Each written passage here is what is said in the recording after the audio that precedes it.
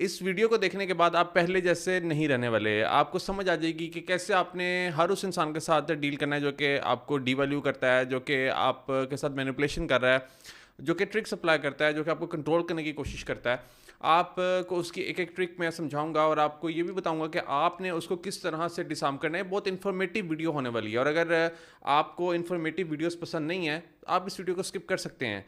But अगर आप ऐसा बंदा हैं कि जिसको कुछ नया सीखना पसंद है और वो भी साइंटिफिक साइकोलॉजिकल वे में, तो आप इस वीडियो को एंड तक ज़रूर देखिएगा। एक एक चीज़ बड़ी इंपॉर्टेंट होने वाली है। आगे बढ़ने से पहले अगर अभी तक आप हमारे साथ सोशल मीडिया पर जुड़े नहीं हुए तो अभी हमारे साथ यूट्यूब चैनल पर जुड़ जाइए, सब्सक्राइब कर लीजिए और अगर किसी और सोशल मीडिया प्लेटफॉर्म पर आप ये वीडियो देख रहे हैं तो वहाँ पर भी आप फॉलो कर सकते हैं। और नीचे कमेंट करके लाजमी बताइएगा कि कौन सी इसमें से ट्रिक आपको बहुत काम की लगी। सबसे पहली ट्रिक तो ये कि जब कोई इंसान आपको डीवैल्यू करता है तो उसके साथ डील करने का तरीका होता है मिररिंग टेक्निक। ये सबसे बेसिक एक टेक्निक होती है कि जिसमें जो इंसान आपके साथ जैसा रवैया रख रहा होता है, आप भी उसके साथ बिल्कुल वैसा ही फिर रवैया रखते हैं। आप मिरर करते हैं उसके रवैये को।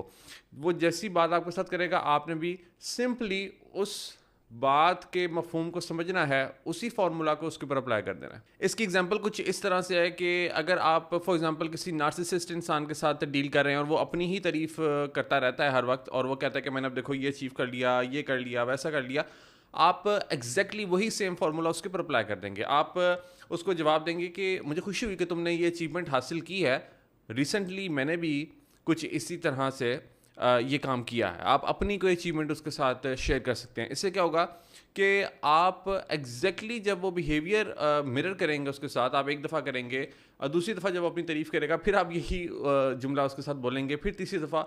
तो इससे एक बराबरी कायम हो जाती है। यानी पहले क्योंकि उसने इम्बैलेंस रखा होता है आपके साथ, जब वो डीलिंग कर रहा होता है तो आपको ये फील करवाता है यू आर इन्फीरियर और मैं बहुत सुपीरियर हूँ। तो जब आप एग्जैक्टली अपनी अचीवमेंट्स भी बताना स्टार्ट करते हैं तो एक तो इससे आपकी सेल्फ एस्टीम भी बूस्टअप होती है एंड सेकेंडली उसको पता चल जाता है कि उसने अब आपको नीचा नहीं दिखाना और उसने आपके साथ लेवल पर आना है।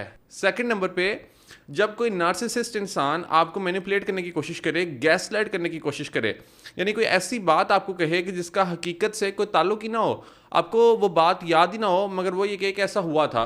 वो फॉर एग्जांपल आपको ये कहे कि हमारा तो सैटरडे को जाने का कहीं प्लान था और तुमने इसको याद ही नहीं रखा। तो अब आपको याद आया कि ऐसा ऐसा प्लान बना तो कोई नहीं था, अब ये मेरे साथ झूठ बोल रहा है और ये मेरे साथ गैस लाइटिंग कर रहा है। आपने उसको ऐसा नहीं कहना कि तुम मेरे से झूठ बोल रहे हो, क्योंकि वो इस वक्त आपके साथ आर्ग्यूमेंट करना चाहता है। उसको आर्ग्यू करने में बहुत मज़ा आता है। आपने उसको वो फीडिंग देनी ही नहीं है। आपने सिंपली एक जुमला बोलना है। आपने कहना है हो सकता है तुम ठीक हो बट मुझे ऐसा याद नहीं पड़ता। हो सकता है तुम ठीक हो बट मुझे ऐसा याद नहीं पड़ता। अब आपने क्या किया, आपने बहुत ही न्यूट्रल जुमला बोल दिया।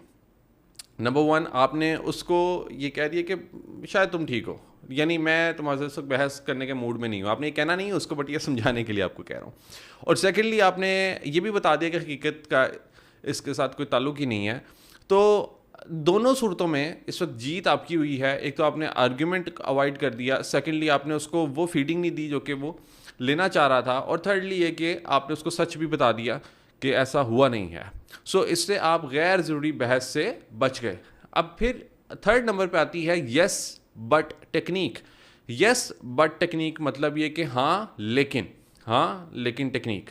मतलब ये कि जब कोई इंसान आपको गैर ज़रूरी बाउंड्री के अंदर रखने की कोशिश करे, गैर ज़रूरी बाउंड्रीज़ लगाए, रिस्ट्रिक्शंस लगाए और आपको ये कहे कि तुमने ये काम नहीं करना, और जबकि उस काम को करने में कोई हर्ज ना हो, तो ऐसे पॉइंट के ऊपर आप अगेन आर्ग्यूमेंट को अवॉइड करेंगे और साथ ही अपनी रीज़न दे देंगे कि मैं ये काम क्यों करना चाहता हूँ। और आप इसमें ओवरली उस चीज़ को एक्सप्लेन नहीं करेंगे, आप सिंपली बट के बाद अपनी रीज़न बता देंगे। फॉर एग्जांपल ये कि आपको कोई कहता है कि मुझे तुम्हारा इनके साथ उठना बैठना पसंद नहीं है। अब आपको पता है कि आपके जो दोस्त हैं वो सही दोस्त हैं, उसमें कोई गलत बात नहीं है, या उसमें कोई ऐसी चीज़ नहीं है कि जो कि वाकई में कोई गलत चीज़ हो। क्योंकि बहुत से लोगों को आदत होती है कि वो गैर ज़रूरी तौर पे लोगों को आइसोलेट करने की कोशिश करते हैं, और ख़ास तौर पे जो नार्सिसिस्ट होते हैं ये आपको आइसोलेट करने की कोशिश करते हैं, आपको आपके सपोर्ट सिस्टम से हटाने की कोशिश करते हैं।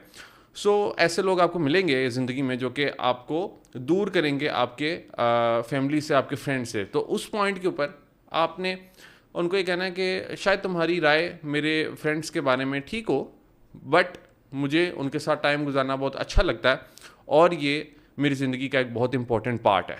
अब क्या किया आपने? यस, पहले आपने उसकी बात से एग्री किया, बट साथ ही आपने अपनी बात उसको बता दी।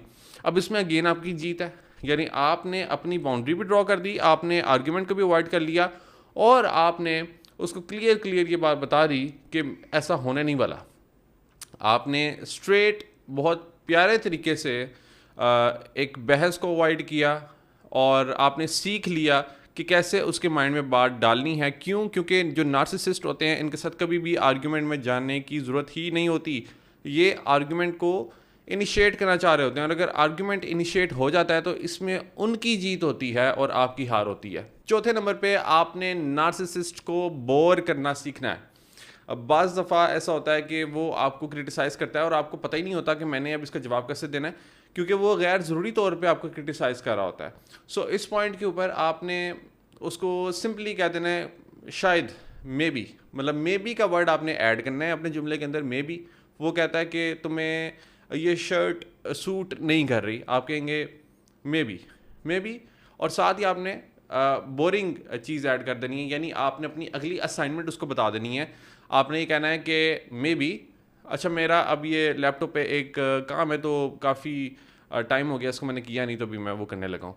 अब आपने क्या किया कि आपने उसके साथ एग्री भी नहीं किया और डिसएग्री भी नहीं किया, आपने टोटली फ्लिप कर दी बात, आपने फोकस ही डाइवर्ट कर दिया और आप लैपटॉप के ऊपर बात ले गए। अब इससे आपने उसको ये भी शो करवाया कि आपको उसकी बात से कोई फ़र्क ही नहीं पड़ा, उसका क्रिटिसिज्म कोई वैल्यू रखता ही नहीं है।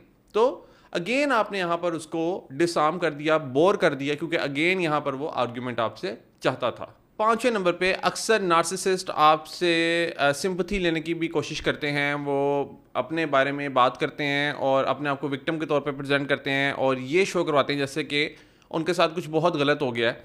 और इस पॉइंट के ऊपर भी आपने उनको सिंपैथी नहीं देनी, क्योंकि उनको आदत होती है सिंपैथी गेन करने की। वो एक्सपेक्ट ये करते हैं कि हर वक्त आप उनके गुण गाते रहेंगे और आप उनके गम में ही शरीक होते रहेंगे और आपकी अपनी कोई ज़िंदगी नहीं है। और इससे आप उनको गलत मैसेज ये भी देते हैं कि वो ज़िंदगी में जो अच्छी चीज़ें उनको हासिल हुई होती हैं वो उनकी नाशुक्री करते हैं।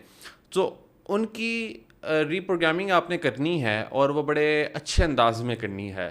जब वो आपको ये कहते हैं कि आज का दिन तो बड़ा ही बुरा था, आज तो मेरे साथ ये भी हुआ, ये भी हुआ, ये भी हुआ, ये भी हुआ, ये भी हुआ, अब इस पॉइंट के ऊपर आपने अगेन उसको बोर कर देना है और आपने ये कहना है कि ये तो बहुत फ्रस्ट्रेटिंग चीज़ हुई है तुम्हारे साथ, और साथ ही आपने अपनी कोई और बात कर देनी है या आपने टॉपिक को डाइवर्ट कर देना है। यानी आपने काइंड ऑफ स्टार्ट में उसको उसकी फीलिंग्स के साथ आपने सिंक किया, बट उसके बाद आपने टॉपिक को जब चेंज किया तो इससे अगेन आपने इमोशनली अटैच होने से अपने आप को उसके साथ बचा लिया।